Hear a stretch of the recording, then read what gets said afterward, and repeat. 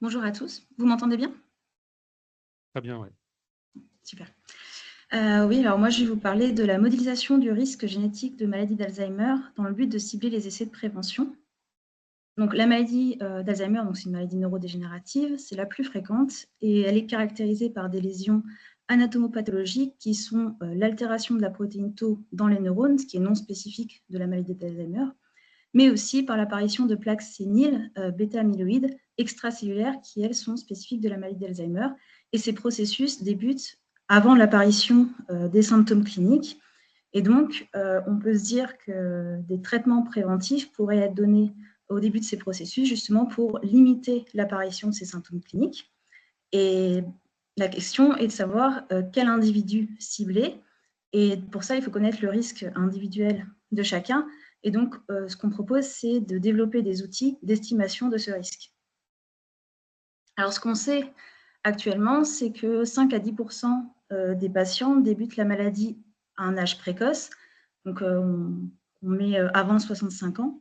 Et environ 13% d'entre eux sont expliqués par une forme héréditaire autosomique dominante et des variations génétiques dans les gènes APP, PSEN1 ou PSEN2. Donc, ce sont des gènes qui sont impliqués dans la voie amyloïdogénique, donc qui fabriquent le peptide A-bêta. Et en fait, les variations génétiques qui sont retrouvées dans ces familles soit augmentent la production d'A-bêta, soit favorisent leur agrégation et donc la formation des plaques. Donc en fait, pour ces individus-là, dès lors qu'ils sont porteurs du variant familial, ils vont développer la maladie. Et donc, ce sont des candidats à inclure dans les essais cliniques préventifs, puisqu'on est sûr qu'ils développeront la maladie avant 65 ans. Et même, on peut estimer leur âge de début, puisqu'il est assez homogène au sein d'une même famille. Pour tous les autres, c'est plus compliqué parce qu'on n'a pas de cause directe de la maladie. C'est un déterminisme qui est multifactoriel. On a des facteurs de risque génétiques et environnementaux, et chacun d'entre eux n'est ni suffisant ni nécessaire à l'apparition de la maladie. Alors moi, je vais vous parler des facteurs de risque génétiques. Donc sur ce graphique, j'ai placé en fait un point égale un variant génétique. Et pour chacun de ces variants génétiques, vous avez le risque associé de développer la maladie d'Alzheimer en fonction de sa fréquence dans la population générale. Et donc ici, vous avez les variants très rares de PSEN1, PSEN2, APP qui confèrent le risque total, donc une pénétrance complète de la maladie avant 65 ans.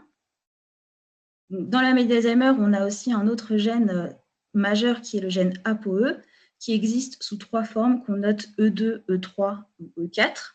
Alors la forme E3 est la forme la plus courante dans la population. La forme E2 est très rare et est associée à un effet protecteur pour la maladie d'Alzheimer. Et la forme E4, elle, augmente le risque. Donc on a chacun deux copies du gène ApoE. Si l'une des deux copies est de la forme E4, qui concerne environ 23% de la population, on a un risque modéré de développer la maladie d'Alzheimer. Par contre, si on a deux copies de la forme E4, ce qui concerne environ 2% de la population, on a un risque plus fort. Donc, c'est dépendant du nombre de types E4, enfin de copies E4 que nous avons.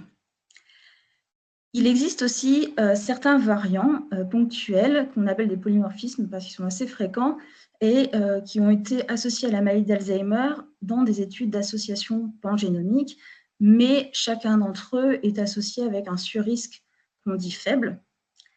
Et ces dernières années, notamment grâce aux outils de séquençage d'exomes, on a mis en évidence d'autres variants qui sont associés à la maladie d'Alzheimer à un niveau modéré à fort, notamment des variants dans le gène SERLIN, TREM2 ou ABCA7 par exemple.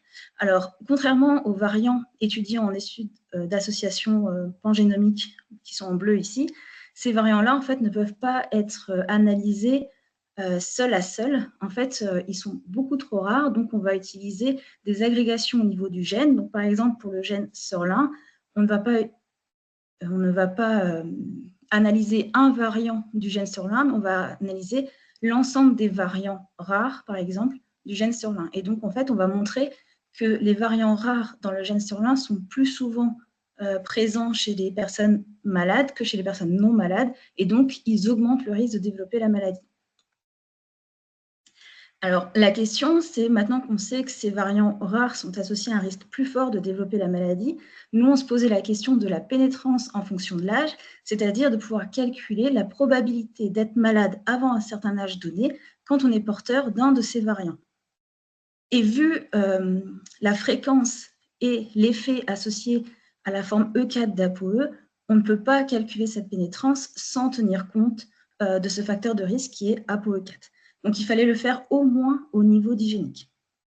Donc, la bonne méthode pour faire ça, c'est d'utiliser des cohortes prospectives, c'est la méthode de référence. Donc, par exemple, si on s'intéresse à la pénétrance de la maladie d'Alzheimer pour un variant rare dans le gène SORL1, stratifié sur le statut du gène ApoE. Si on s'intéresse par exemple à ApoE 4,4, donc ceux qui ont 2 fois la forme E4, eh bien, il nous faudrait des individus qui sont porteurs à la fois d'un variant rare dans SORL1 et à la fois de statut ApoE 4,4. Et en fait, on voit que combiner les deux, ça va être en fait très difficile d'avoir un nombre d'individus suffisant pour suivre de façon prospective, c'est-à-dire pour suivre dès le départ, tout au long de la vie, pour savoir qui va développer la maladie et quand. Donc, comme ça, ce n'est pas possible, nous proposons en fait des méthodes alternatives. Donc, par exemple, nous avons proposé dans un premier temps de combiner cohorte prospective pour l'analyse des facteurs communs avec une cohorte familiale pour l'analyse des facteurs rares, puisqu'en effet, on peut trouver dans les cohortes familiales des patients enrichis en variants rares, parce qu'à partir du moment où vous avez un individu porteur d'un variant rare, le plus facile d'en trouver d'autres, c'est d'aller voir ses apparentés. Donc, on a fait ça pour les variants rares de SORL1. Donc, on a développer un modèle de prédiction du risque. Alors, je ne vais pas expliciter la formule mathématique. Tout ce qu'il faut comprendre, en fait, c'est qu'ici, on a en fait un risque qu'on veut expliquer en fonction de ApoE et de SORL1, et qu'en fait, nous l'avons décidé de ne pas le calculer directement, mais de le diviser en 2 parties. Une première partie qui ne dépend que d'ApoE, et en fait, la pénétrance associée au statut ApoE est déjà connue dans la littérature, puisqu'en fait, malgré le fait que les ApoE 4,4 représentent 2% de la population seulement, ça donne un nombre suffisant d'individus pour calculer la pénétrance qui est associée. Et donc, en fait, on ajoute l'effet additif d'un variant de SORL1 grâce à nos données familiales. Donc, les données familiales, elles se représentent en fait par des arbres où on sait qui dans la famille a été malade et si oui, à quel âge. Et on peut avoir aussi le statut génétique de SORL1 et d'ApoE pour certains des individus. Évidemment, on ne peut pas les avoir pour tout le monde, mais pour quand même intégrer l'ensemble des informations phénotypiques, on intègre notre modèle dans un algorithme qu'on appelle EM, pour espérance maximisation, qui consiste en fait à faire une boucle où on estime dans une étape l'effet de notre variant de SORL1 et dans une autre étape les génotypes manquants. En fait, il a été montré que de faire ça convergeait vers la bonne information de l'effet de SORL1. Alors, pour montrer que effectivement ça fonctionne, ce qu'on fait, c'est qu'on réalise des études de simulation, c'est-à-dire qu'on part d'une fonction de pénétrance que l'on connaît, en fait, que l'on définit nous-mêmes. On génère des données, des fausses données, à partir de cette fonction de pénétrance. On donne nos données à manger à notre modèle, qui lui ne connaît pas la vraie fonction de pénétrance définie au départ, et on voit s'il est capable de la retrouver. Alors, en faisant ça, on a montré qu'effectivement, le modèle était capable de la retrouver et qu'il estimait bien la bonne fonction de pénétrance, même quand on avait beaucoup de génotypes manquants ou des phénotypes manquants dans la famille. Par contre, un point important était qu'on n'avait pas forcément une bonne estimation si les variants étaient hétérogènes. Parce qu'ici, on agrège plusieurs données familiales, plusieurs familles. Chaque famille a son propre variant, c'est des variants ultra rares.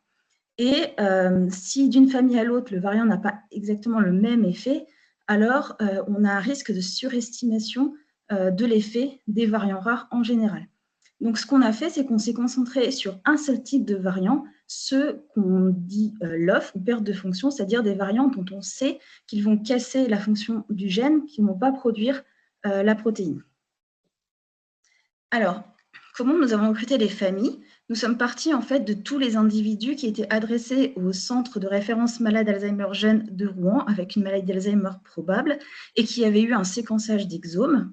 on a sélectionné tous les porteurs d'un variant rare dans le gène SORLIN qui avait été classé soit comme variant entraînant un codon stop prématuré, donc empêchant la formation de la protéine, ou alors un faux sens qui avait une évidence de perte de fonction, à la fois par des prédictions bioinformatiques, mais aussi par des tests fonctionnels que les biologistes du laboratoire avaient mis au point. À partir de là, les cliniciens ont recontacté le patient et sa famille dans le but d'avoir le plus d'informations familiales possible et, quand c'était faisable, d'obtenir un échantillon de sang pour avoir aussi le génotype des individus. À la fin, nous avions 27 familles. Donc, voici la description. Donc, 27 cas index, le patient par lequel la famille a été recrutée, 61 apparentés malades, 246 apparentés non malades. Et donc, vous pouvez voir qu'on avait donc le génotype disponible, évidemment, pour tous les cas index, mais aussi pour 21% seulement des apparentés malades et 13% des apparentés non malades. Mais cela nous a quand même permis d'obtenir des courbes de pénétrance. Donc, ici, vous avez la pénétrance en fonction de l'âge. Et donc, vous avez en pointillé, donc dans la population générale, chez les non-porteurs de variants perte de fonction de SORLIN, mais par statut APOE. Donc, par exemple, en bleu, c'est ceux qui n'ont aucune forme E4, en jaune, ceux qui en ont 1, et en rouge, ceux qui en ont 2. Donc ça, ce sont les courbes qui étaient déjà connues dans la littérature, et donc nous avons ajouté les courbes chez les porteurs d'un variant perte de fonction de SORLIN, toujours en fonction du statut APOE. Et ce qu'on peut voir, donc la pénétrance, ça se lit comme la probabilité d'avoir été malade avant un âge donné. Donc, par exemple, sur la courbe rouge en trait plein ici, donc un porteur d'un variant perte de fonction de SORLIN et étant de statut APOE E4, et sera malade avant l'âge de 70 ans, puisqu'on arrive à 100% de personnes malades à 70 ans. Donc, ce qui en fait finalement des candidats au traitement préventif, enfin en tout cas à l'inclusion dans les essais préventifs, potentiellement au même titre que les porteurs de variants pathogènes dans APP, PSEN1 ou PSEN2. Donc, on a montré que faire ça, ça fonctionnait très bien. Par contre, ce n'est pas forcément réaliste de le faire pour tous les variants rares, parce que construire une telle cohorte familiale, ça prend du temps.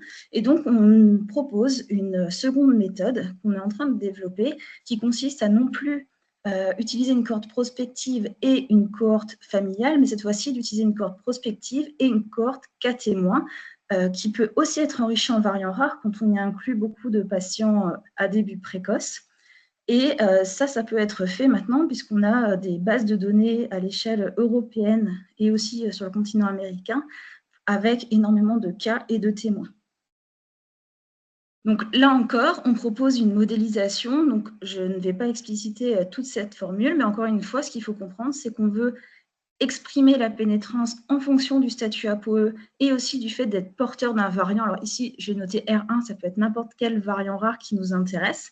Et encore une fois, dans notre formule, on va se débrouiller pour pouvoir diviser le modèle en deux parties. Une partie qui ne dépend que d'APOE et qu'on récupère dans la donnée de la littérature, et une partie qui ne dépend uniquement du variant rare et en fait qui correspond à la fréquence du variant rare chez des personnes malades et chez des personnes témoins. Donc, du coup, on peut récupérer ces informations dans les données cas témoins. Et donc, nous, on s'est intéressé aux données cas témoins de deux consortiums, un européen, un américain, qui au total comptabilisent plus de 12 000 cas et de 12 000 témoins. Et l'avantage de ce modèle, c'est qu'en fait, on peut, si on considère un effet additif des variants, on peut en fait ajouter autant de variants qu'on veut, et ça veut dire pouvoir donner l'information de pénétrance pour une personne selon son statut APOE, mais si aussi elle est porteuse de deux variants rares dans deux gènes différents. Alors là encore, on a réalisé des études de simulation pour vérifier que ce modèle fonctionnait bien et donnait les bonnes estimations. Et on a pu voir qu'on avait des bons estimateurs à partir du moment où on avait des variants qui étaient fréquents à plus de 0,05% dans la population. Donc là, je vous montre quelques exemples de résultats. Donc, par exemple, ça c'est sur le gène TREM2. Donc là, on a toujours la pénétrance en fonction de l'âge. Ici, j'ai divisé par 3 cases selon ceux qui n'ont pas la forme APOE4, ceux qui sont hétérozygotes, donc qui l'ont une seule fois, et ceux qui l'ont 2 fois. Donc en gris, c'est ceux qui n'ont pas de variant sur le gène TREM2. En jaune, ceux qui ont le variant qu'on appelle R62H sur TREM2, et en rouge, ceux qui ont le variant qu'on appelle R47H sur TREM2. Et ce qu'on voit, c'est qu'effectivement, c'est bien de tenir compte à la fois d'ApoE et du variant rare, parce qu'on n'a pas du tout la même chose selon le statut ApoE. Par exemple, quelqu'un qui est ApoE 4-4, à 85 ans, aura quasiment 100% de risque d'avoir développé la maladie d'Alzheimer, alors qu'on est à seulement 25% chez les non porteurs d'allèle 4 d'ApoE. Et je vous montre un deuxième exemple de combinaison de variants rares. Donc là encore, on a la pénétrance en fonction de l'âge. Donc, si je reprends donc par statut ApoE, si je reprends ma dernière case avec les homozygotes ApoE4, donc ceux qui ont 2 fois la forme E4, donc en gris, c'est ceux qui n'ont pas de variant rare. En jaune, c'est ceux qui vont avoir un variant rare de type perte de fonction dans le gène ABCA7. En orange, ceux qui ont le variant rare R47H sur TREM2, et en rouge, ceux qui ont la combinaison des deux. Et donc, on voit que ça peut augmenter le risque, et notamment ici, à 75 ans, ils ont plus de risque d'avoir déjà développé la maladie, puisqu'ils sont à plus de 80%, comparé à ceux qui ont le variant R47H seul, où ils sont à 60% environ. Donc, pour conclure, nous sommes donc en train de développer des méthodes qui sont en tout cas robustes pour le calcul de pénétrance à l'échelle oligogénique. Ce qu'on pense, c'est qu'il est vraiment important de donner des cours de pénétrance au moins à l'échelle digénique, parce qu'on ne peut pas ne pas tenir compte du statut ApoE, puisqu'il fait quand même une bonne différence sur les courbes de pénétrance, quel que soit le variant rare. Mais par contre, nous, ce qu'on souhaite, c'est continuer à augmenter les tailles de cohortes pour pouvoir analyser des variants de plus en plus rares, mais aussi de pouvoir donner des pénétrances avant 65 ans, parce que pour certains variants, c'est important de les avoir aussi avant 65 ans, ce qui n'est pas possible avec les données que nous avons actuellement. Et aussi, tous ces modèles reposent sur une hypothèse d'additivité des effets des variants. Il pourrait y avoir des hypothèses d'interaction que nous ne pouvons pas tester avec les tailles d'échantillons que nous avons actuellement, mais nous sommes en train de mettre au point un test d'interaction entre variants rares et variants fréquents pour pouvoir le faire d'ici peu. Voilà, je vous remercie pour votre attention et je reste disponible si vous avez des questions. Merci beaucoup. Est-ce qu'il y aurait une question avant la suite Ah, madame.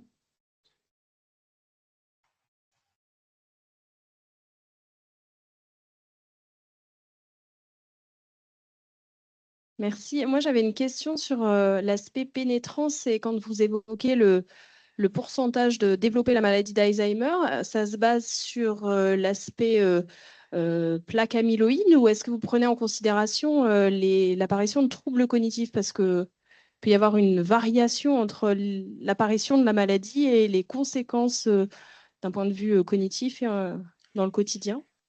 Oui, alors en fait, nous, on se base sur l'âge de début défini dans le dossier médical en fait, des patients. Donc, à partir de là, souvent, ça va être le début des symptômes. Merci. Peut-être juste une petite question complémentaire. C'est à quel moment en fait actuellement les facteurs de risque, on ne délivre pas, enfin on délivre l'information, mais ça ne va pas plus loin pour les descendants et la fratrie. Et là, vous montrez bien que dans un certain nombre de combinaisons de facteurs de risque, on arrive à des 100% de maladies à partir de 70 ans ou un peu plus âgés. Est-ce que ça ne justifierait pas qu'à un moment, ça puisse être recherché aussi chez des descendants? Alors là, pour l'instant, effectivement, c'est à l'état de recherche. Je ne crois pas effectivement que pour Sorlin, ce soit donné, que l'information soit donnée telle qu'elle. Effectivement, à partir du moment où on a une pénétrance qui peut être complète sur certaines combinaisons de facteurs, ça peut effectivement peut-être être une information importante qu'on pourrait donner aux patients. Mais tout ça, c'est vrai que c'est encore un peu à l'état de recherche, mais le but, effectivement, il y a le ciblage des essais de prévention, mais aussi de pouvoir donner une information la plus fiable et individualisée possible aux personnes malades et à leurs familles ensuite. Merci. On va passer la parole du coup au professeur Vallon, le responsable du CNRMH d'ailleurs, de Rouen. Merci Olivier. Bonjour à tous. Merci tout d'abord à l'organisation des journées scientifiques du Gérontopole de cette opportunité de vous parler d'un sujet qui me passionne particulièrement, qui est la stratégie de prévention thérapeutique dans la maladie d'Alzheimer. Vous allez voir que c'est la continuité de la présentation précédente, même si on va revenir vraisemblablement avant tout sur les formes génétiques autosomiques dominantes, parce que ce que Catherine Schramm, au sein de l'équipe du professeur Gaël Nicolas à Rouen, essaie de faire, c'est de pouvoir appliquer ce qu'on est en train d'essayer déjà de faire d'un point de vue thérapeutique dans les formes autosomiques dominantes. Donc en gros, d'être autant capable de prédire les choses que dans les formes autosomiques dominantes. Et donc là, je vous refais la présentation complète de la journée.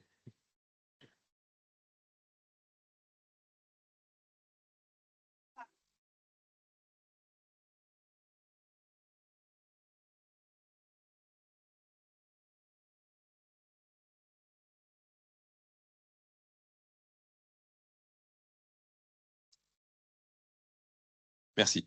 OK. Alors, je vais me mettre un petit peu de repère pour chercher à tenir le temps. Donc, hop, et la suite, c'est comme ça. Dans le bon sens? Oui, c'est bon, c'est dans le bon sens. C'est juste pour vous mettre les liens d'intérêt. Ça a juste du sens parce que comme on va parler de molécules thérapeutiques, alors pour faire très court et très simple, on ne va pas détailler, mais je n'ai absolument aucun intérêt personnel ni rémunération directe. C'est le CHU de Rouen, pardon, non pas de Caen, de Rouen, même si je suis très content d'être ici à Caen, qui établit les contrats et qui me mandate pour les missions notamment d'investigation de la recherche clinique.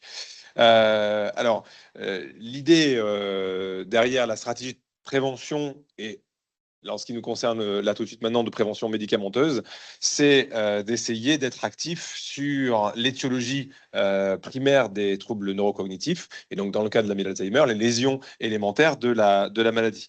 Et donc, si on considère qu'il y a un début des signes, vous voyez, comme j'ai mis ici en pointillé, eh bien, il y a, on le sait maintenant, toute une période qui précède l'apparition des troubles, qui offre une fenêtre d'intervention thérapeutique notamment, et à partir de molécules identifiées, eh bien de pouvoir essayer d'agir sur ces composants de la maladie. Et on espère bien ainsi arriver à empêcher l'apparition des premiers signes, puisque dès que les signes sont là, c'est que la neurodégénérescence est là, et que du coup, on doit recréer des neurones.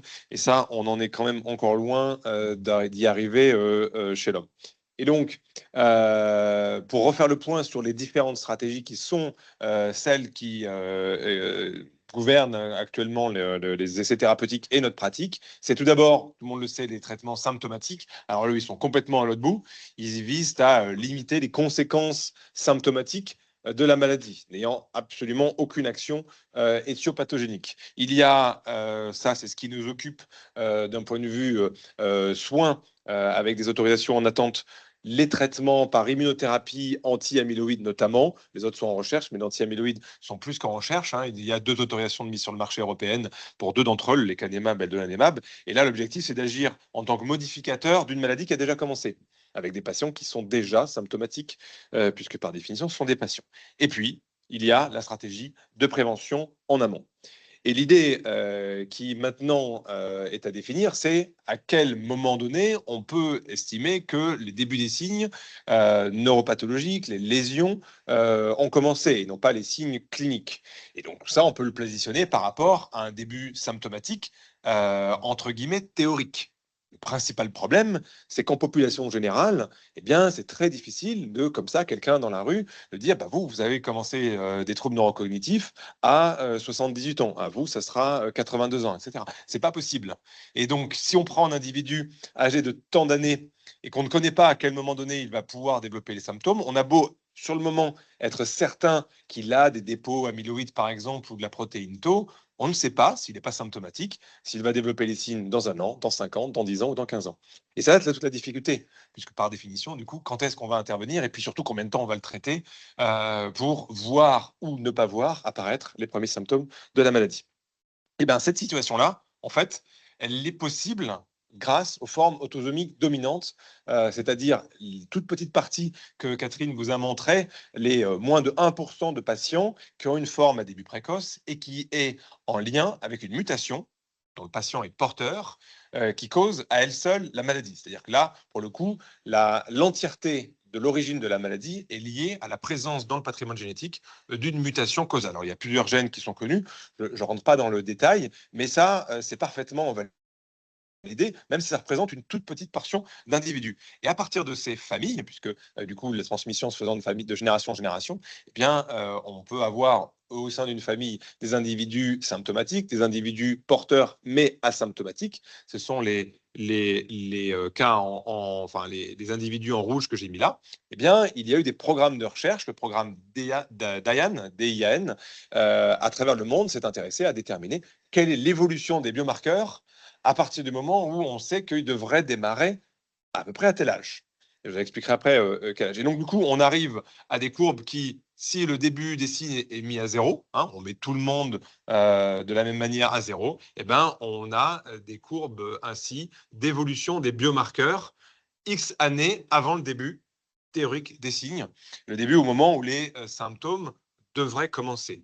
Et on sait maintenant que beaucoup de choses se passent entre moins 20 et moins 10 ans avec une véritable fenêtre d'intervention. Et ça se vérifie aussi sur les imageries en PET amyloïde. Là, ce que je vous montre, c'est une animation estimée où vous avez ici le nombre d'années qui précèdent le début des signes et les modifications des dépôts amyloïdes dans le cerveau des individus asymptomatiques, mais porteurs d'une mutation causale. Et on voit qu'il se passe beaucoup de choses avant, et notamment de manière intéressante. Vous savez, quand on arrive à peu près à 0, eh ben, il se passe plus rien au-dessus. Les dépôts amyloïdes ont déjà atteint leur maximum. Et tout cet enseignement, il était indispensable pour ensuite pouvoir cibler les stratégies thérapeutiques. Alors, je vous ai dit, chez les individus, on peut prédire à peu près le début des signes quand ils sont porteurs d'une mutation causale. Mais comment ça se fait? Est-ce qu'on l'a vérifié? Et oui, évidemment, il y a eu des études menées dans ces familles où on a corrélé tout simplement quel était l'âge de début chez le parent et chez l'enfant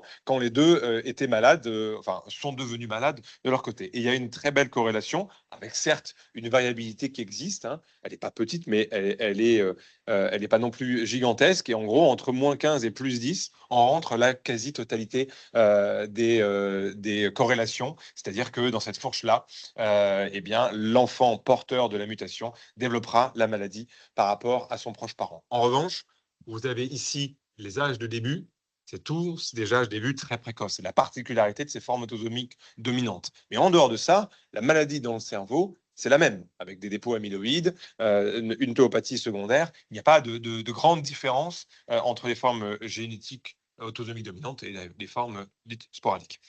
La chronologie ensuite des lésions, eh bien, elle a été analysée fort de ces données dans les populations plus générales, donc sans le contexte génétique. Et à ce moment-là, bah, grâce à tout l'apprentissage qu'on a pu en avoir, on a pu affiner les données des biomarqueurs et ainsi disposer de données beaucoup plus précises et fiables sur ce qui se passe dans la maladie d'Alzheimer au sens large, c'est-à-dire dans des formes tardives, qu'elles soient liées à qu'il y ait des antécédents familiaux ou pas. Et le dernier papier que je vous montre ici, c'est le papier des Chinois publié dans le New England Journal of Medicine, où là, ils ont fait quelque chose d'encore plus exceptionnel, c'est-à-dire qu'ils ont pris une cohorte d'individus suivis entre 2000 et 2020, 20 ans de suivi, des ponctions lombaires régulièrement à des individus qui ne se plaignaient de rien, et ils ont regardé ceux qui ont développé une maladie d'Alzheimer par rapport à ceux qui ne l'ont développé pas.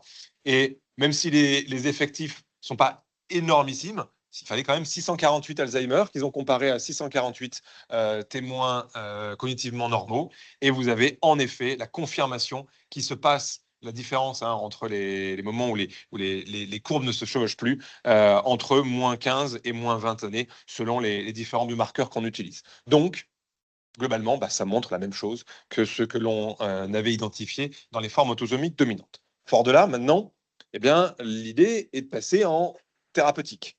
Et donc, le premier grand essai de prévention thérapeutique développé dans la maladie d'Alzheimer, il a concerné assez logiquement les formes autosomiques dominantes de la maladie d'Alzheimer. Et c'est donc l'essai DIAN-TU, donc le même DIAN, mais trial unit à la fin,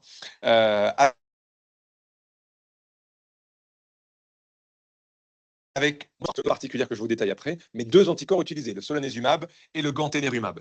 Et ensuite, 3 groupes de patients ou d'individus, parce qu'un bon nombre d'entre eux n'avaient aucun symptôme, donc on va les appeler des individus, recrutés.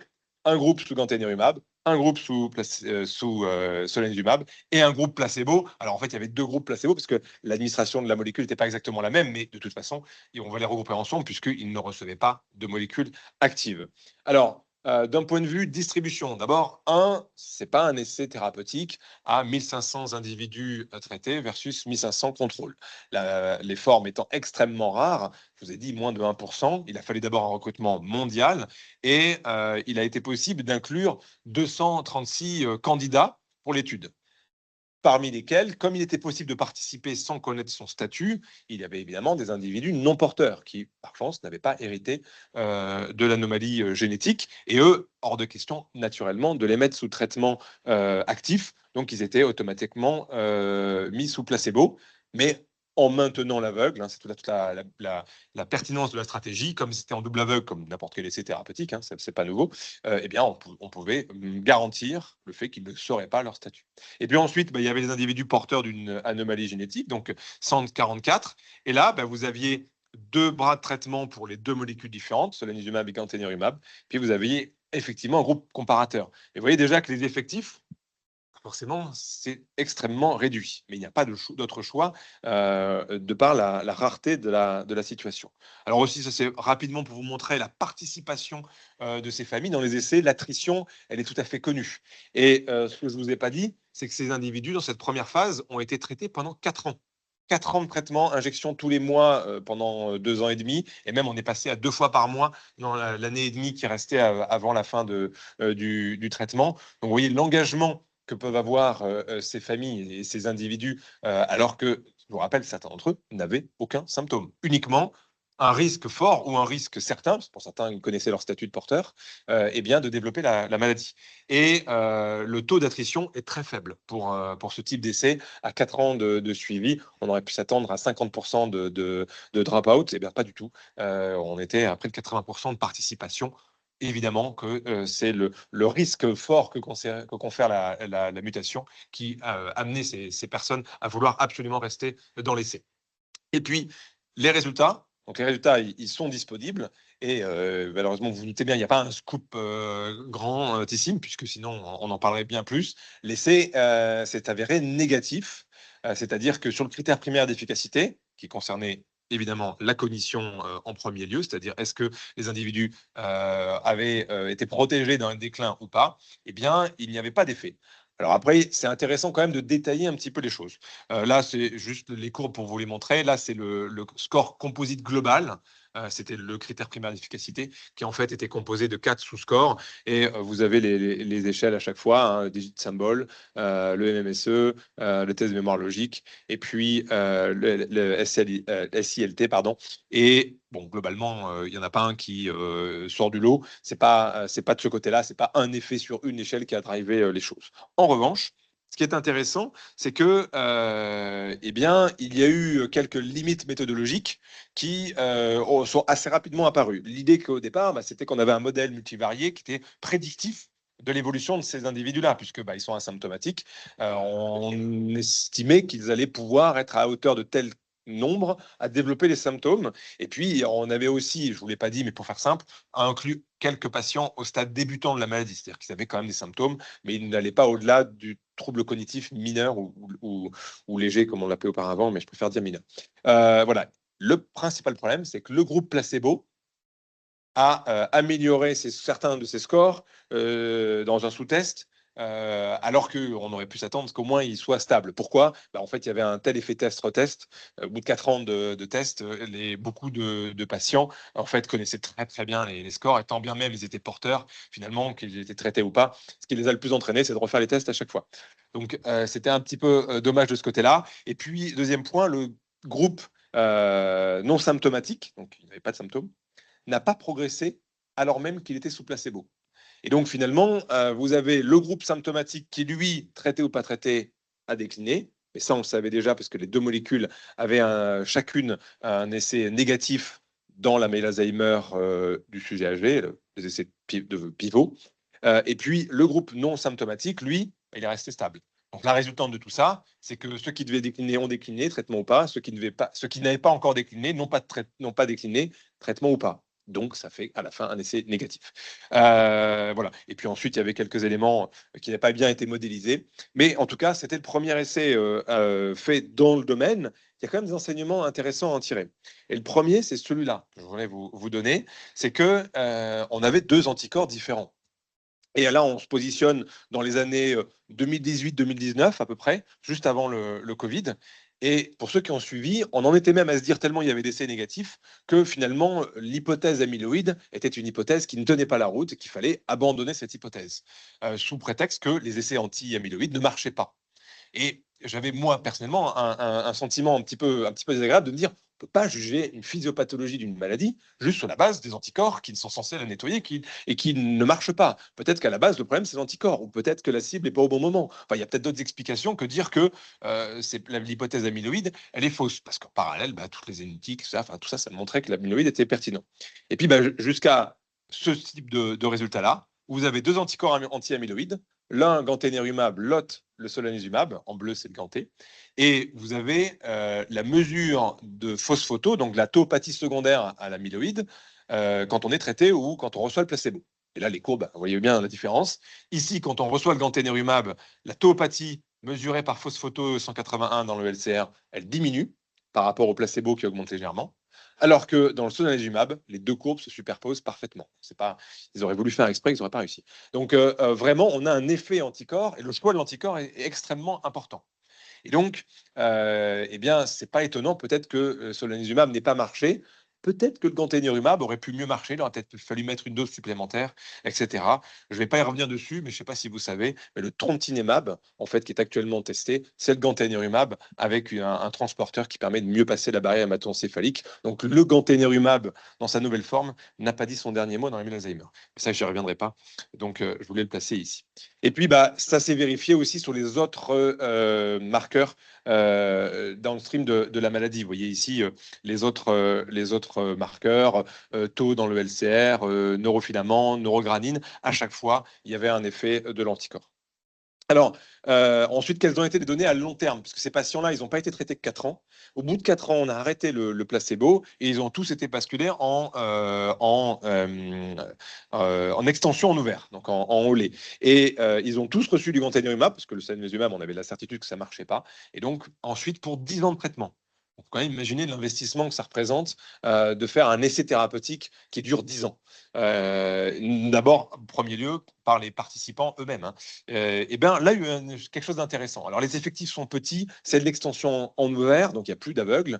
C'est très compliqué d'en tirer des conclusions formelles. Mais n'empêche que, il y a une certaine tendance. Là, vous avez la comparaison entre les individus ici qui ont reçu le traitement dès le début. Les courbes, finalement, elles se différencient quand même un petit peu. Alors, il y a des zones de chevauchement, c'est pas parfait, mais évidemment, on a des effectifs qui sont assez faibles. Il n'y a que 22 individus qui ont reçu pendant 10 ans le traitement depuis le début. Mais par contre, si on les compare à ceux qui ont reçu le ganténerumab au bout des 4 ans, et après pendant 10 ans, eux, l'effet est clairement pas le même. Donc, il y a un intérêt à traiter tôt et à traiter longtemps, manifestement. Ou il y aurait un intérêt à traiter tôt et à traiter longtemps.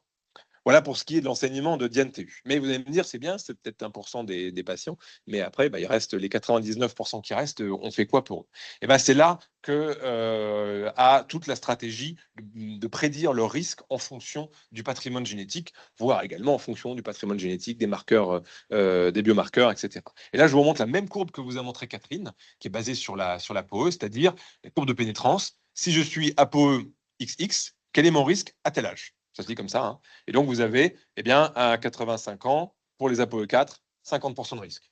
Donc, si vous êtes APOE4, c'est-à-dire dans les 2% de la population, bah, vous avez un risque sur 2 de développer la maladie d'Alzheimer. C'est pas rien. Et quand on dit développer, c'est d'avoir les signes de la maladie. Hein. C'est pas comme par rapport à la question, c'est pas uniquement l'amyloïde dans le cerveau. Et dans cette stratégie-là a été imaginé un essai thérapeutique pour traiter les individus E4-E4 avant, donc entre 60 et 75 ans, avant l'apparition des symptômes. Alors, il va me dire, bah, c'est quoi les résultats? Et ben, les résultats, il n'y en a pas, parce qu'en fait, cette catégorie de traitement qui était les inhibiteurs de BACE, pour ceux qui ont un peu de physiopathe en tête, BACE1, c'est un des enzymes limitantes dans la maladie d'Alzheimer. Et ben, ces inhibiteurs ont tous été arrêtés prématurément parce qu'ils semblaient aggraver les troubles cognitifs, probablement par inhibition croisée de BACE2, qui, elle, a un rôle protecteur. Donc, du coup, l'essai s'est arrêté, donc on n'a pas la réponse, mais pour autant, la stratégie, elle reste pertinente. Et donc, on attend la suite avec beaucoup d'intérêt. Qu'est-ce qu'il en est quand on n'a pas les données génétiques? Parce qu'on n'a pas que les données sur la base de la génétique. Et bien là, vous avez un autre essai qui est l'essai A4, donc A4, qui, elle, se basait uniquement sur la présence de dépôts amyloïdes chez des individus, donc avant l'apparition des premiers symptômes. Et là, déjà, je vous montre un petit peu l'attrition de ce type d'essai où on recrute 6763 individus au téléphone à qui on fait des tests cognitifs et on en sélectionne 4485 qui effectivement sont asymptomatiques. Puis parmi ceux-là, on leur fait des PET amyloïdes, donc 4000 PET amyloïdes. Puis évidemment, il n'y en a que 1169 qui sont asymptomatiques amyloïdes positifs. Et là, vous divisez en deux, et donc vous avez 400 patients traités versus 400 placebos qui ont complété l'étude. Le principal problème, c'est que dans les CA4, c'est le solanezumab, celui dont je vous ai déjà parlé. Ça ne marchait pas dans le DIAN-TU, ça ne marche pas mieux dans les formes avec des biomarqueurs déjà présents. Et donc, l'essai est resté négatif. Ne détaille pas les courbes, hein, c'est tout simplement la certitude que c'est négatif. Alors, qu'est-ce qui va changer? C'est quoi la suite? Comment on va avancer? On va avancer grâce au fait que les molécules ont changé. Et que si je vous ai parlé du gantenerumab, du solanezumab, eh bien, ce n'est pas les molécules qui sont désormais les plus en vogue parce que les nouvelles molécules, les nouvelles générations d'anticorps anti-amyloïdes, donc vous avez sûrement entendu parler, le lecanemab, le donanemab, eh bien, elles ont des capacités de clairance amyloïde qui sont bien supérieures à celles des molécules antérieures. Et ça se voit très bien ici sur le forest plot. Vous voyez, là, vous retrouvez les Sola, Ganté, etc. Et là, vous avez le lecanemab et le donanemab. Et donc, c'est ça la stratégie future. Et donc, ça va se développer très concrètement dans les prochaines cohortes. Et donc, pour DIAN-TU, le même dont je vous parlais, on a maintenant 2 essais en cours. Alors, on a un petit peu subdivisé en fonction du moment où on est par rapport à l'apparition des lésions. Je ne rentre pas dans le détail, mais on va ajouter un antitau plus un anti-A-bêta, le lecanemab, de -10 jusqu'à +10. Et puis de -10 jusqu'à -25, on va avoir un anti-amyloïde seul, qui est celui de Lilly, le remternetug. Ça, c'est dans les formes autosomiques dominantes. Et puis, dans les autres cas, eh bien, les 2 laboratoires prévoient leur étude de prévention thérapeutique, le lecanemab et le donanemab, le premier avec l'étude A3 et l'étude A45, en fonction de la quantité de dépôts amyloïdes. Et puis, pour le donanemab, c'est une seule étude, mais qui sera basée sur des individus asymptomatiques, amyloïdes positifs grâce à phosphoto 217. Vous voyez, donc, les stratégies, elles sont déjà là, elles sont déjà en place. Pas vous donner les résultats, ça commence seulement maintenant. Et puis, en conclusion, juste pour vous dire que on rentre maintenant dans un véritable nouveau paradigme de la maladie, avec l'idée toujours de garder comme cible principale les dépôts amyloïdes, d'être capable d'en débarrasser les individus, que le risque soit conféré par la génétique, qu'il soit conféré par les biomarqueurs, ou l'association des deux. Évidemment, c'est des questions qui sont clairement posées. Donc, il va falloir être capable d'identifier ces individus. Mais globalement, pour ça, on est relativement prêt. Peut-être que juste sur les variants rares, là, il nous reste le travail à faire, être capable de mieux prédire leur courbe de leur trajectoire clinique, avec, on l'espère, déjà des premières données intéressantes. Hein. Je vous ai parlé de l'extension en ouvert, du fait de traiter tôt et longtemps. Ça, c'est certain qu'on va s'apercevoir que les prochains essais sont longs. A3, je suis passé rapidement, mais c'est 45 mois. L'autre, c'est 70-80 mois. Donc, c'est vraiment des études très, très longues. Et puis peut-être le futur aussi, d'être en capacité d'adjoindre plusieurs stratégies médicamenteuses. DNTU, on commence déjà en mettant anti-amyloïdes et anti-tau en même temps. D'autres vont suivre, mais c'est pas évident parce que la grande différence entre DNTU et les autres stratégies, c'est que DNTU, c'est un essai piloté par une université et par un consortium d'universitaires dont la France fait partie, mais vous avez vu les États-Unis, l'Europe, etc. Et puis, alors que dans les autres essais, c'est un laboratoire. Un laboratoire, il teste ses propres molécules. Il fait rarement de pacte avec un concurrent pour essayer d'avoir un essai conjoint. Voilà, donc en conclusion, je vous remercie de votre attention. Je remercie évidemment toute l'équipe du laboratoire INSERM parce qu'on travaille quotidiennement sur ces questions-là, et puis les partenaires du programme DNTU auquel j'appartiens.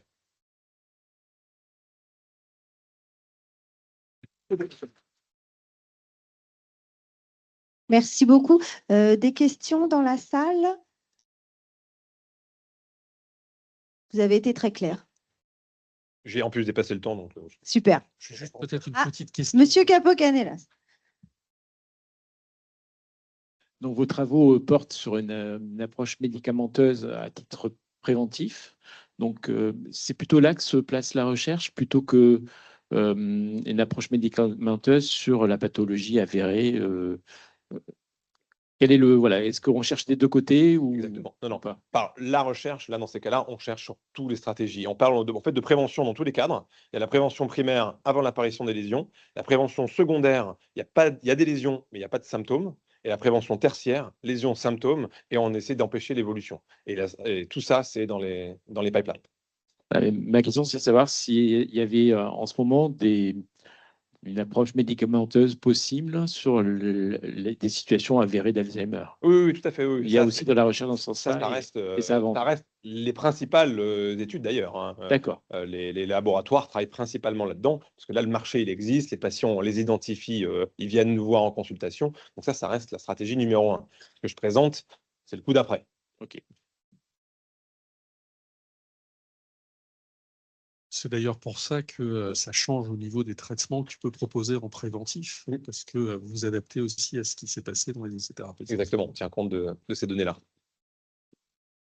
Merci.